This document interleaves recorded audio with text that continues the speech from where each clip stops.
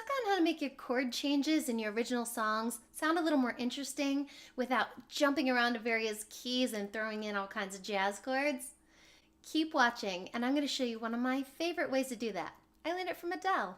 Hi, I'm Heather Greenslade with Singer-Songwriting School. For the best songwriting tips, subscribe to my channel and hit the bell so that you're notified when I post a new video every Tuesday and Thursday. If you're paralyzed in your songwriting because you feel like every time you strum chords to write a song, it sounds too much the same, then stick with me because I've got one strategy that can make a big difference in all of that. So how did Adele make the chords in Rolling in the Deep sound so cool? I mean, they're just some really basic chords. Typically in songs, chords change on the beat. So most pop, country, rock songs are in 4. 1, 2, 3, 4. 1, 2. But there's also 1 and 2 and 3 and 1 E and a 2 E and a 3 E and a. There's all these subdivisions. That's where your rhythm comes into play. But typically the chord always changes on the beat, so on the number.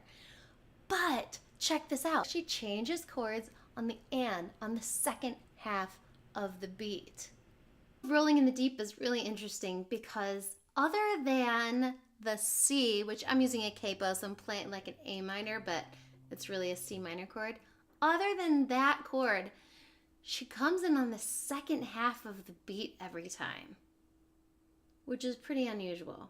I'm going to strum this just in a basic down-up pattern because that means the down will be the beat and the up will be the second half of the beat. So 1 and 2 and 3 and 4 and, because I want you to see where she changes.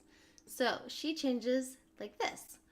1 and 2 and 3 and 4 and 1 and 2 and 3 and 4 and 1 and 2 and 3 and 4 and 1 and 2 and 3 and 4 and, which is a really unusual way to strum.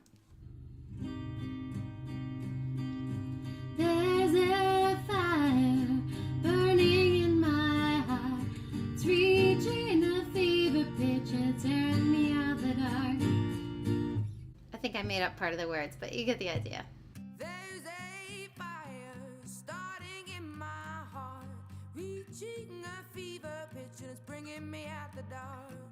Have you stumbled upon any other songs that do this? If so, comment below. I'd love to check it out. So now that you've got another strategy for making your chord changes sound a little more interesting, I've got a freebie for you. It's 101 chord changes, chord progressions, commonly found in hit songs.